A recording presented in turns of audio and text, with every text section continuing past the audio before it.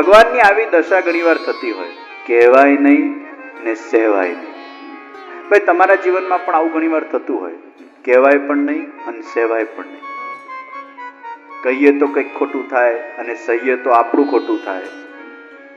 અને આ દશામાં ભગવાને ફસાતા હોય છે. એવું નથી આપણે જ ફસાઈએ છીએ, ભગવાન આપણે રસ્તો કાઢીને આપે છે. તમે ચિંતા નહીં કરો, શ્રીનાથ ચરિત્રમાં બધા રસ્તા છે કે જ્યારે તમારા જીવનમાં આવી સ્થિતિ નિર્મિત થાય કે કહેવાય પણ નહીં અને સહેવાય પણ નહીં, ત્યારે શું કરવું જોઈએ? તો શ્રીનાથજી આપણને બતાડે છે. જ્યારે ચંદન લઈને પેલા માધવાનંદજી આવ્યા, ત્યારે શ્રીનાથજીનું પીસ ઓફ માઇન્ડ કેટલું બધું છે. એક્સાઇટ નથી ને, અરે માધવાનંદજી તમે ચંદન લઈને મારા સામે આવજો, મને આવું બધું નથી ગમતું, કાઢો આને બહાર. ઘણા લોકો તો એવા એક્સાઇટ થઈ જાય, રિએક્શન એટલું બધું આવી જાય. ચંદન લઈને આવ્યા છે.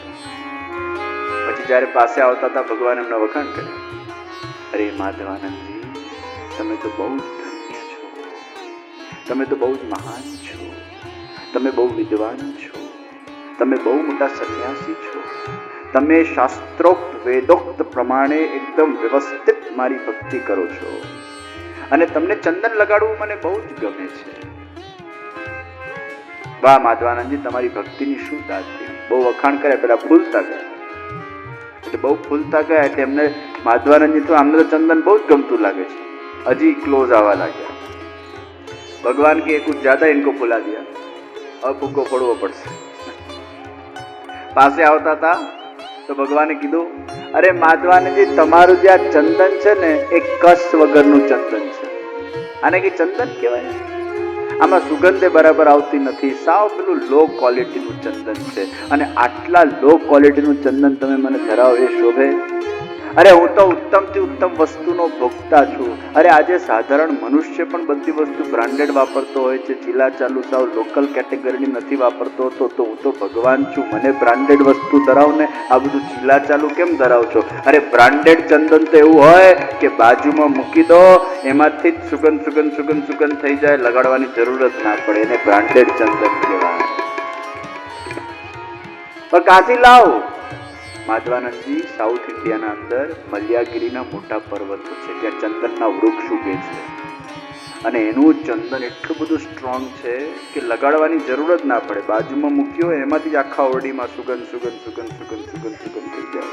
મહારાજ અહીંથી સાઉથ ઇન્ડિયા કેટલું દૂર છે, આપણે નોર્થ ઇન્ડિયામાં તમે સાઉથ ઇન્ડિયાની વાત કરો છો. આ કોણ લાવશે આટલા દૂરથી? તમે.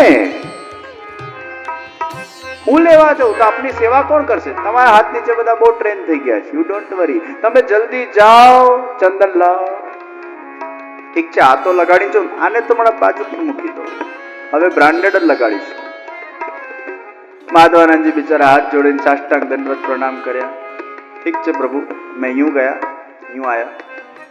ભગવાનને થયું સાઉથમાં 6 મહિના જતા, 6 મહિના આવતા, 12 મહિનાની તો શાંતિ થઈ.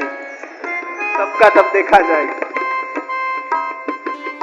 ભગવાન કે છે કોઈના સાથે ન ફાવતું હોય તો બોલીને નહીં બગાડવું, કોઈના સાથે ન ફાવતું હોય તો બોલીને એનું અપમાન નહીં કરવું, કોઈના સાથે ન ફાવતું હોય તો એના સાથે અભદ્ર ભાષામાં વાત નહીં કરતા, કોઈના સાથે ન ફાવતું હોય તો એને ડિસ્ટન્સ આપી દેજો, થોડાક દૂરી બનાવી લેજો, થોડાક દૂર થઈ જજો. Let the time heal the time. કારણ કે આ જગતના અંદર તમને કોઈ ઘાવ કોઈનાથી લાગ્યો હોય, બેસ્ટ મેડિસિન એ શબ્દો નથી, બેસ્ટ મેડિસિન એ રિવેન્જ નથી, પણ best medicine let the time heal the time. આ બહુ જ મોટો સૂત્ર છે. સમય જતા વ્યક્તિનું ઘાવ એ રૂઝાઈ જતું હોય છે, સમય જતા વ્યક્તિ એ બધું જ ભૂલી જતો હોય છે. આપણા બધાની મેમરી સાવ નકામી હોય છે, એટલું બધું યાદ નથી રહેતું હોતું ભાઈ. સારી મેમરી, જેની સારા હૃદયવાળી મેમરી હોય, ભૂલી જતો હોય છે અને પછી એ ક્ષમા આપી દેતો હોય છે. ઘણી વાર આપણે નાનપણમાં બહુ ઝઘડતા હોય, પછી મોટા થાય, તને ખબર છે તને કેટલા લાફા મારતો હતો, પછી તું મને લાફા મારતો હતો, ભૂલાઈ ગયા લાફા ભાઈ, હવે મિત્ર થઈ ગયા બંને એકબીજા, ભૂલાઈ જતું હોય છે. किसी के साथ अगर नहीं खाता है उसको डिस्टेंस दे दो, બોલીને નહીં બગાડો. વચનેષુ કિમ દરિદ્રતા. ક્યારે પણ કોઈના સાથે બોલીને નહીં બગાડવું, વચનોને મીઠા રાખો, વચનોને મધુર રાખો, કોઈને હર્ટ નહીં કરો. અને એમાં પછી નાટકીય ભાવના ન હોવી જોઈએ. તમારા મનમાં એના માટે ખૂબ દ્વેષ ભરાયેલું હોય અને ખાલી નાટક માટે થઈને તમે એના સાથે સારું રાખો, એ પણ પછી ખરાબ છે, એ તમને પાખંડી બનાવે છે. નથી ફાવતું, મારે એના માટે કોઈ દ્વેષ નથી રાખવો. એનો એ સ્વભાવ છે, મારો આ સ્વભાવ છે. નથી ફાવતું, બે સ્વભાવ જ છે. અને આ દુનિયાના અંદર એક વસ્તુ યાદ રાખજો ભાઈ, કે તમે એવું ઈચ્છા કરો કે પેલો પણ મારા જેવો જ વિચાર કરે, it is not going to be possible.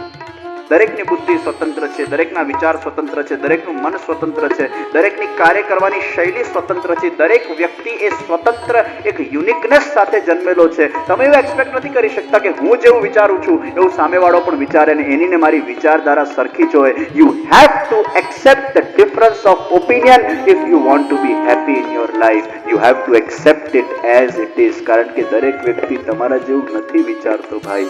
એ દરેકના વિચાર અલગ છે. એને રિસ્પેક્ટ આપો, દરેકના ઓપિનિયન્સને રિસ્પેક્ટ આપો.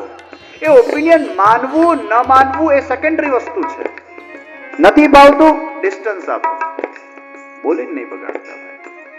કોઈના પણ સાથે ખરાબ વ્યવહાર નહીં કરવો, કોઈના પણ સાથે ખરાબ રીતે નહીં બોલવું, કોઈના દિલને ઠોસ પહોંચે એ રીતે શબ્દો નહીં વાપરવા, ડિસ્ટન્સ આપવું. ભગવાન પણ આટલું બધું જયારે ભક્તનું કેર લેતા હોય તો આપણે કે ભગવાનથી ઊંચા થઈ ગયા. ભગવાનમાં જયારે આટલી દીનતા હોય તો આપણા અંદર કેમ ના આવી શકે? डिस्टेंस देते हैं. श्रीनाथ जी हमें सिखाते हैं, don't be reactive, be proactive.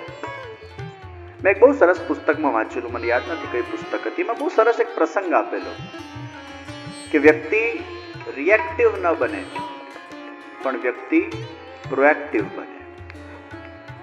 Reactive એટલે તરત રિએક્શન આપવું. કોઈ તમને કઈ કહી દે, તમને ખબર છે પેલો માણસ તમારા માટે આવું બોલતો હતો અને એ સાંભળીને શબ્દો હજી તો મનમાં પડ્યા, તરત રિએક્શન આવી ગયું, બ્લા બ્લા બ્લા બ્લા બ્લા બ્લા, ફોન કરી દેશે, આમ તેમ ભલા નીકળું છૂટું. રિએક્શન થી ઘણા બધા સંબંધો બગડતા હોય છે. એક વસ્તુ યાદ રાખજો, સંબંધોને બનાવતા ખૂબ વાર લાગતી હોય છે પણ સંબંધોને બગાડતા જરાય વાર નથી લાગતી. એક રિએક્શનનું તણખડું એ આખા સંબંધને બગાડી નાખતું હોય છે. બિલ્ડિંગ બનાવતા બહુ વાર લાગે પણ બિલ્ડિંગને તોડતા જરા પણ વાર લાગતી નથી. એમ સંબંધો બનાવતા ઉંમર નીકળી જતી હોય છે, તોડવામાં એક છાંટો જ જોઈએ. પેટ્રોલ પંપના અંદર એક છાંટો આવે, તણખડાનું આખું પેટ્રોલ પંપ અગ્નિભૂત થઈ જતો હોય છે. બનાવતા વાર લાગતી હોય છે. રિએક્શન મિજાજ વ્યક્તિનો બહુ ખરાબ છે. પ્રોએક્શન, મેં બહુ સરસ પ્રસંગ વાંચેલો, મને યાદ નથી આવતું અત્યારે તો કેતે, પણ બહુ સરસ હતું કે તમારા કોઈ મિત્રના લગ્ન હોય અને લગ્નના અંદર કોઈક કારણસર તમને આમંત્રણ નથી મળ્યું અને તમે એક અંગત મિત્ર તરીકે આમંત્રણ વગર પણ એના લગ્નમાં જાઓ છો. તમે એમ વિચાર કરો, મને આમંત્રણની શું જરૂર છે? તમે ગયા. હવે તમે ગયા અને પેલો વ્યક્તિ તમારા સામેથી 2-3 વાર ગુજર્યો, તમારા સામે બરાબર જોતો નથી, વાત નથી કરતો, એ એના કામમાં હશે, એના કંઈક વિચારમાં હશે, એને કંઈ બહુ નોટિસ નહીં કર્યું હોય તો તમને એવું થાય કે આ કેવો વિચિત્ર માણસ, હું એના ત્યાં આવ્યો, મને નોટિસ નથી કરતો, વાતે નથી કરતો, મોઢું એ બરાબર રાખતો નથી. એટલે પછી તમે જો રિએક્ટિવ માણસ હો તો શું કરો? એ જ વખતે એના લગ્નના અંદર 10 જણાની ટોળકી ઊભી કરો અને એની નિંદા કરો.